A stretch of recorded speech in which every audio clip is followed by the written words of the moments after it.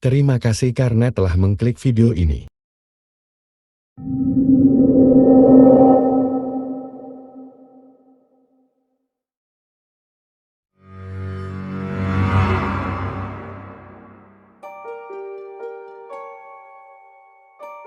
Seorang lelaki tua telah lama mendambakan buah hati.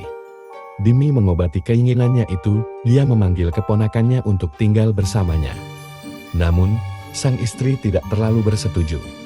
Terlihat dari tatapannya yang sinis ketika keponakan mereka akhirnya datang. Keponakannya adalah seorang gadis muda. Dia tahu jika tantenya tak begitu suka dengannya. Setiap hari gadis muda tersebut berusaha menghindar dengan tantenya. Kesehariannya dia habiskan bersama pamannya. Hal itu membuat si tante makin membencinya. Suatu malam, ketika ia ingin naik ke tangga, tiba-tiba ia melihat seekor ular masuk muncul dari sela tangga kemudian masuk ke bawah celah pintu kamar pamannya. Dengan sekuat tenaga dia memukul pintu kamar memanggil pamannya.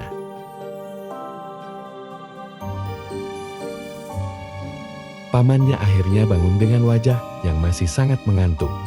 Dia ceritakan apa yang dia lihat sambil memeriksa di setiap sudut kamar. Terlihat tantenya yang sepertinya baru terbangun, terlihat marah padanya. Dia tahu kesalahannya mengganggu tidur mereka. Malah ular yang dimaksud tidak ketemu, makin membuatnya terlihat seperti pembohong.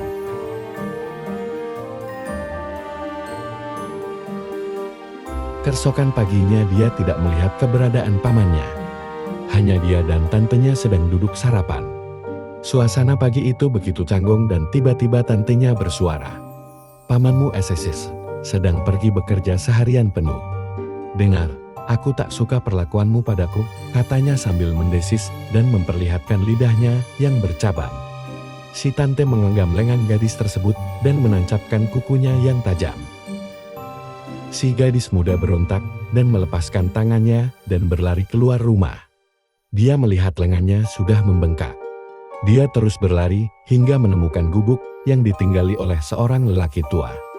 Lelaki tua itu mengaku sebagai tabib dan bisa mengobati bisa ular pada lengannya. Makin yakinlah si gadis jika tantenya adalah seorang siluman ular. Herannya tabib itu benar-benar mengetahui apa yang terjadi padanya barusan. Setelah memberikan ramuan pada lengannya, si tabib menyarankan agar si gadis tidak tidur malam ini. Agar ia dapat memastikan tantenya siluman ular atau tidak, dia harus memotong ekor ular tersebut. Gadis itu mengangguk.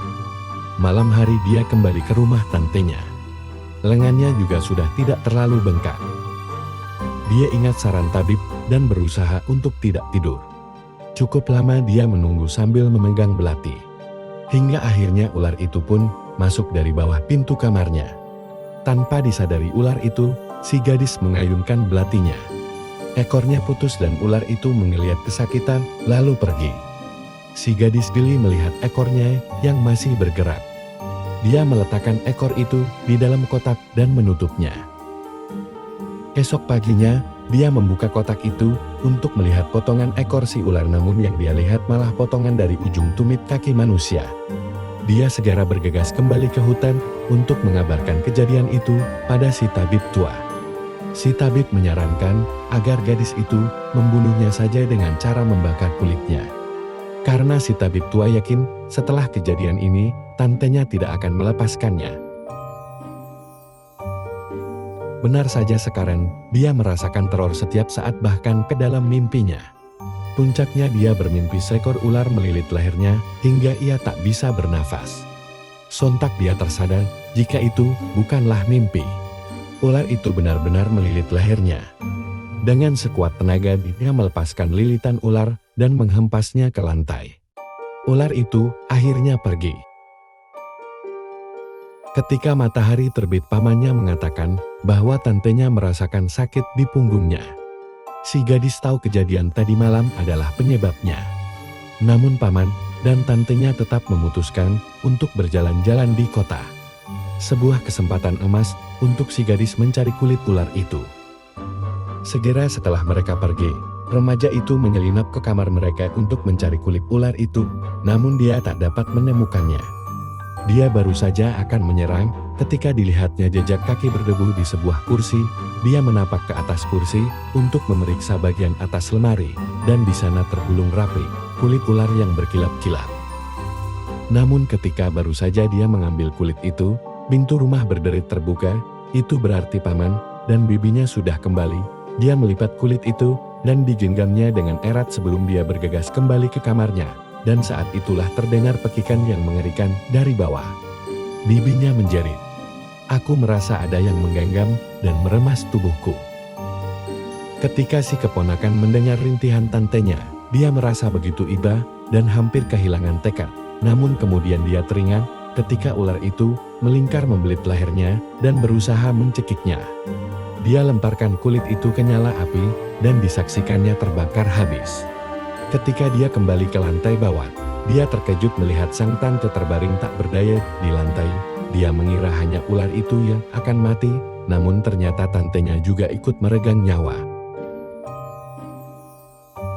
"Maafkan saya," ucapnya pada sang paman. Namun pria itu malah terlihat lega. "Hanya yang berbisdap.ssh yang berbahaya, SSSSS," jawabnya, lalu menjilat bibir.